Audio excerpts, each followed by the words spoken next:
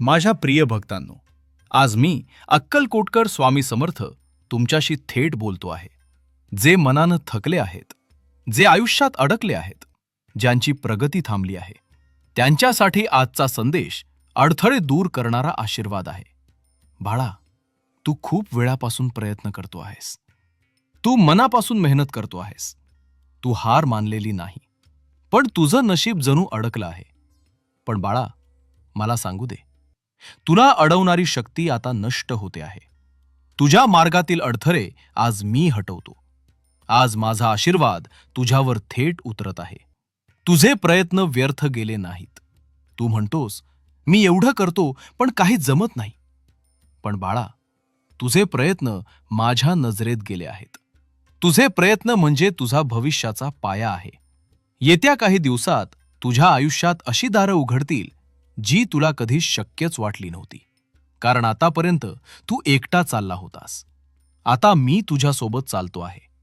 तुला जे लोक रोखून धरत होते त्यांची शक्ती संपली. हो बाळा, तुझ्या आजूबाजूला काही लोक, काही परिस्थिती, काही विचार तुला मागे खेचत होते. आता त्यांची शक्ती संपली. कारण मी तुझ्या जीवनात प्रवेश केला आहे. ज्याच्यावर माझा हात असतो त्याला जगातील कोणतीही शक्ती थांबवू शकत नाही. आज मी तुला संरक्षण कवच देत आहे. डोळे मीट बाळा. माझा उज्ज्वल तेजस्वी प्रकाश तुझ्या भोवती फिरतो आहे. हा प्रकाश कवच आहे. भीतीपासून संरक्षण, वाईट दृष्टीपासून संरक्षण, नकारात्मक विचारांपासून संरक्षण. आजपासून तुझा मार्ग उजळला आहे. अंधार संपला. तुझे अपयश मी यशात रूपांतर करतो. तू जिथे जिथे पडलास, जिथे जिथे थकलास, जिथे जिथे निराश झालास, ते सर्व आता संपलं. कारण अपयशाचा काळ संपला. यशाचा काळ सुरू झाला. मी तुला आदेश देतो, अगदी छोट्या गोष्टीपासून सुरू कर. त्यात माझा हात तुला जाणवेल.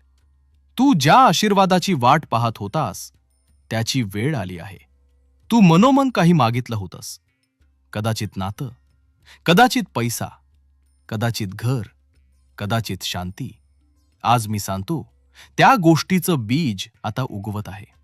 वेगानं बदल येत आहेत. तुझं आयुष्य उंचावत आहे.